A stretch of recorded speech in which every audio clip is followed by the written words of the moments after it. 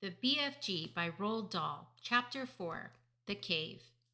The giant ran on, but now a curious change took place in his way of running. He seemed suddenly to go into a higher gear. Faster and faster he went, and soon he was traveling at such a speed that the landscape became blurred. The wind stung Sophie's cheeks. It made her eyes water. It whipped her head back and whistled in her ears. She could no longer feel the giant's feet touching the ground. She had a weird sensation they were flying. It was impossible to tell whether they were over land or sea. This giant had some sort of magic in his legs. The wind rushing against Sophie's face became so strong that she had to duck down again into the blanket to prevent her head from being blown away. Was it really possible that they were crossing oceans? It certainly felt that way to Sophie.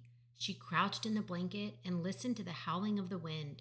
It went on for what seemed like hours. Then all at once the wind stopped its howling. The pace began to slow down.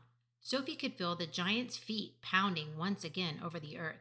She poked her head up out of the blanket to have a look. They were in a country of thick forests and rushing rivers. The giant had definitely slowed down and was now running more normally, although normal was a silly word to use to describe a galloping giant. He leaped over a dozen rivers. He went rattling through a great forest, then down into a valley and up over a range of hills as bare as concrete. And soon he was galloping over a desolate wasteland that was not quite of this earth. The ground was flat and pale yellow.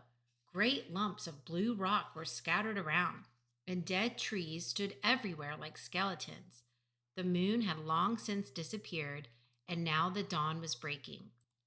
Sophie, still peering out from the blanket, saw suddenly ahead of her a great craggy mountain.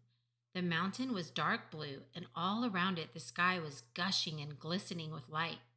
Bits of pale gold were flying among delicate, frosty white flakes of cloud, and over to one side the rim of the morning sun was coming up, red as blood. Right beneath the mountain, the giant stopped. He was puffing mightily. His great chest was heaving in and out. He paused to catch his breath. Directly in front of them, lying against the side of the mountain, Sophie could see a massive round stone. It was as big as a house. The giant reached out and rolled the stone to one side as easily as if it had been a football, and now where the stone had been, there appeared a vast black hole. The hole was so large the giant didn't even have to duck his head as he went in. He strode into the black hole, still carrying Sophie in one hand, the trumpet and the suitcase in the other. As soon as he was inside, he stopped and turned and rolled the great stone back into place so that the entrance to his secret cave was completely hidden from outside. Now that the entrance had been sealed up, there was not a glint of light inside the cave. All was black. Sophie felt herself being lowered to the ground. Then the giant let go the blanket completely. His footsteps moved away. Sophie sat there in the dark, shivering with fear. "He is getting ready to eat me," she told herself. "He will probably eat me raw, just as I am. Or perhaps he will boil me first. Or he will have me fried.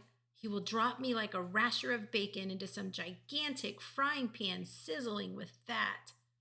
A blaze of light suddenly lit up the whole place. Sophie blinked and stared. She saw an enormous cavern with a high, rocky roof. The walls on either side were lined with shelves, and on the shelves there stood row upon row of glass jars. There were jars everywhere. They were piled up in the corners. They filled every nook and cranny of the cave. In the middle of the floor, there was a table 12 feet high and a chair to match. The giant took off his black cloak and hung it against the wall. Sophie saw that under the cloak he was wearing a sort of collarless shirt and a dirty old leather waistcoat that didn't seem to have any buttons. His trousers were faded green and were far too short in the legs.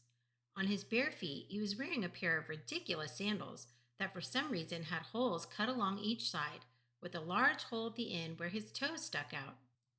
Sophie, crouching on the floor of the cave in her nightie, gazed back at him through thick, steel-rimmed glasses. She was trembling like a leaf in the wind, and a finger of ice was running up and down the length of her spine. "Ha!" shouted the giant, walking forward and rubbing his hands together. "What has us got here?" His booming voice rolled around the walls of the cave like a burst of thunder.